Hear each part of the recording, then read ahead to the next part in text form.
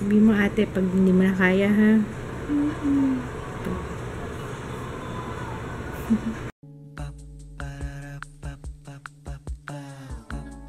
This is my family. Good morning. Good morning, baby. Solve yan. Grabe. Unlimited breastfeeding ang ginawa namin. Basta lipat-lipat lang siya. So, ganun lang yung ginawa ko. And, mukhang may ano naman. Kasi nasa-satisfy siya eh. Mukhang may maganda naman yung aking production. Kasi wala namang problema. Solve siya. Obvious naman sa itsura. Si Jaya, dito na natulog last night. Iniwan na nila Ate Joyce. Tapos, umalis lang muna yung dalawa, bumili ng food. Kasi pwede na ako finally kumain ng rice. And, sabaw. And yung mga ano lang, bawal pa karne. Yung mga madali lang matunaw, gulay, ganyan. So, yun lang muna yung pwedeng kainin ko. Grabe, napakahirap pa na ng CS, Hindi ko ina-expect. Pero buti na nga lang kahit pa paano nakakapaglakad-lakad na ako, nakakapag-wiwi na ako, tinanggal na yung catheter sa akin. Last night, tinanggal. Tapos kakagaling lang ng OB ko kanina, siguro mga 1 hour ago. Sabi niya, by tomorrow pwede na kami umuwi. Ngayon kasi, actually, mula pa kahapon, ang hinihintay lang is yung pag-utot ko. Napaka-importante talaga ng pag-utot, no? Kaninang umaga, buti na lang nakautot na ako finally. Kung ganun pala yun, siguro para ma-check kung okay yung aking digestive, yung mga organs, diba? Nababagot ako dito sa hospital. Buti na nga lang, nangikit si baby eh. Ito lang ang ano namin, dito lang kami na-entertain dito in June. Ngayon lang siya natulog ulit kanina. Kinuhanan siya ng dugo for newborn screening, yung expanded newborn screening. Tapos, kung kinuhanan na siya ng blood para ma-check yung bilirubin kasi nga medyo mandilaw siya. Si Jaya ganyan din nung newborn eh. Ang hirap magpa-araw dito kasi wala namang space para magpa-araw. Tumukas na lang pag-uwi namin. Diyos, nagdadrama naman ng baby. Nagdadrama naman. Ayun, buti na lang okay yung kanyang yung cleft lip lang talaga. Walang problema yung palate niya. Walang butas yung walangala, kaya okay. Tapos, okay na okay siya dumedin, kapag breastfeed siya sa akin. Wala kaming problema, magaling siyang magaling siyang dumedi. Nakakapag-latch siya ng maayos. Wala naman kaming problema. Tapos, sabi ng pedya kahapon, sabi niya, usually daw kasi kapag may ganyang cleft, merong underlying, meron pang isa pang condition. So, it's either may heart condition. Buti na lang, sabi niya, sa ngayon, wala akong naririnig. Sabi niya, wala naman murmur. Okay naman daw yung sa puso. Sana, tuloy-tuloy, hopefully. Healthy naman tong ko. Sana. Pero anyways, naglalamok yun. Pero solve yan. Hirap lang talaga. Ang hirap lang talaga. Kaya tama yung sinabi ng nanay ko. So, yung nanay ko kasi lahat kami CS kami yung 3 magkakapatid. Sabi ng mommy ko, napakahirap daw ng CS. Ngayon ko lang na-confirm. Talagang napakahirap. Ang hirap kumilos. Ang hirap. Ayun. Pero, mas okay na rin siguro ganito kasi naman may iba pang mangyayari kung ipipilit ko pa talaga. Actually, nung time na tinatanong kami ng doktor kung sige, pwede pa naman natin hintayin pa. Kaso, nag-aalangan na ako dun sa uterus ko. Hindi na siya halos nagko-contract or kung nagko-contract siya, mahina na. So, sabi ng OB sa akin, sabi niya, pwede natin ituloy. Kaso, magiging delikado para sa'yo kasi syempre kailangan yung uterus continuous yung pag-contract kahit nakapanganak ka na para hindi ka mag-hemorrhage, hindi ka mag-bleeding.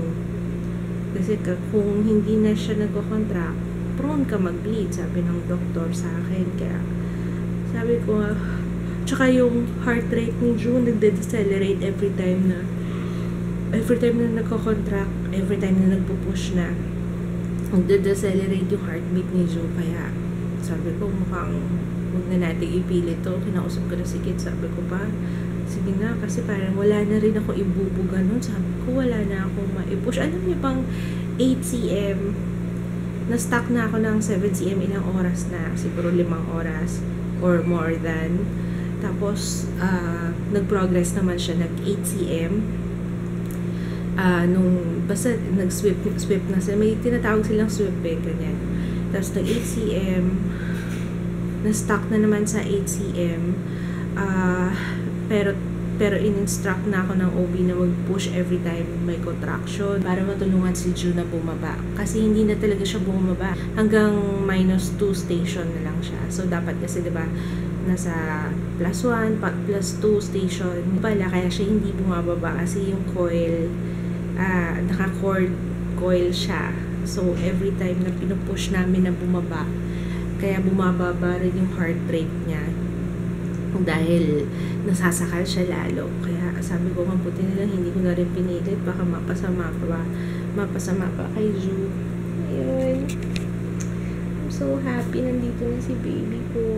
Ang bait nga niya kahapon mabait siya. Kanina lang medyo puringot siya kasi nga ayaw na magbababa kasi siguro dahil kinuhanan siya ng dugo. Sumama yung pakiramdam. Pero kahapon, pinatulog pa niya kami. Talagang gising siya, pero nakahiga lang siya dun sa kanyang dito. Nakahiga lang siya dyan. Tapos, behave lang siya. Hindi siya na umiiyak. Pero anyway, gusto ko lang mag-thank you sa lahat na nagbigay ng mga kanilang prayers and lahat na nag-comment sa Facebook, sa YouTube, sa Instagram. Maraming thank you. Hindi ko na kayo kayang isa-isahin, pero maraming salamat. Nakakatuwa. Alam niyo yung hirap ko kahapon. Tapos ang ginagawa ko na lang, binabasa ko na lang yung mga comments nyo. Tapos sabi ko na yun na nagpapalakas ng loob ko. Kaya sabi ko nga, napaka-thankful ko. Kahit pa paano may nagpapalakas ng loob ko. Pero yun, okay naman na lahat. Wala na kami nakanairaos din sa wakas. Kahapon pala, may dalawang pumunta dito sa room ko. Isa si Jomi yata. Name niya, nakalimutan ko na si Jomi. Hi Jomi and hi Thea. Yung isa si Jomi, yung anak niya yata, nandito rin, naka-confine. Tapos dumaan lang siya, nakita niya si Kids. Tapos nag-hi lang siya. Pumunta siya dito sa akin. Hi Jomi, thank you sa pag-approach and get well soon sa baby mo. Si Thea naman, congratulations sa pregnancy. Grabe, may letter pa nga siya sa akin, kaso pinatago ko kay Kids. Sa kanya nilagay. Pinatago ko kay Kids, may letter pa siya sa akin. Tapos ayaw pa niya dapat pumasok dito, kaso sinabi ko na lang kay Papa. Sabi ko, ma'am, papasukin na lang. Sinabi ko na lang dun sa friend niya. Friend ba niya? Cousin niya. Na pasok na lang para makapag-usap kami. So, yun. Thank you sa pagdalaw. Hindi na rin siguro ako magpapadalaw sa iba muna. Kasi dapat dadalaw yata sila Say, sila Mafi. At saka yung mga ibang friends ko kasi ayokong tumawa. Buti na nga lang din walang TV dito Kaya dito lang kami nanonood sa laptop. Tsaka sa buti na lang walang TV kasi ang hirap tumawa. Bawal tumawa. Nung nandito nga sila kuya, sila ate kagabi, talagang napigil ako sa pagtawa kasi masakit syempre, diba, yung tahi. Ganun pala yun, no? Anong binili nyo? Coke. O ba yan? Ano pa? Miso? Anong miso to, Papa? Salmon. Ay, wow! Salmon. Tapos ito yung rasyon. Tingnan nga ako ng rasyon ko. Afritada. Repolyo. Ayan, pampautot. Pampautot lalo. Siya kayang saging. Ay, bango na. It's mine, right? Ay, bango. Lipstick. Kain tayo. Let's eat. Ay, ano lang to? Ulo lang ng salmon. Oh, pa. Ulo ng salmon, afritada, repolyo, ayan yung sinigang sa miso. Tapos, beef steak. Sarap yan oh. Kain tayo guys. Ay, pray muna tayo.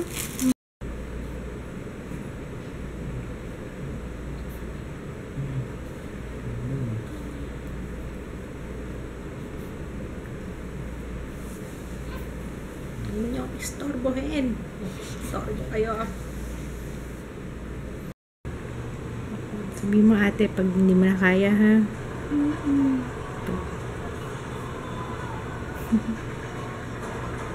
Para siyang nag-allergy. May namumula sa paligid ng eyes niya. Tingin ko nga na, lapit ka nga. No, parang may allergy. Ano? Hindi mo na kaya? Sige. Parang may kuha siya sa ultrasound na ganito. No?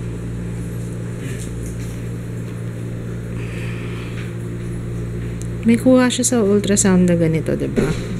Pati kamay niya. Ay, naku, Ju. Kagigil ka.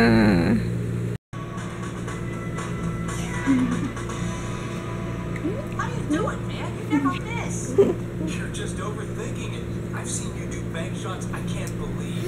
You're just as good as me. Hi, baby Maybe even better. You've always trusted your gut ever since we were kids. Malis itong dalawan to eh, no? Pasyente? Pasyente po? Ano pong pangalan? Ito nakalimutan po isa lang to sa ano. Sa operating table. CS din po to eh.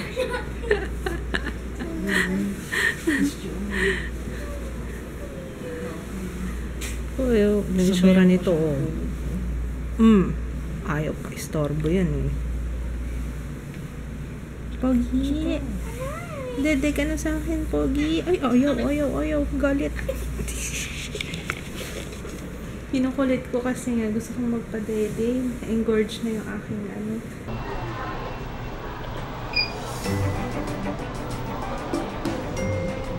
We're here sa road. Ay, oo nga, kanina pa pala. Ano, grabe yung mata nito ni Jaya. Grabe yung mata nito ni Jaya.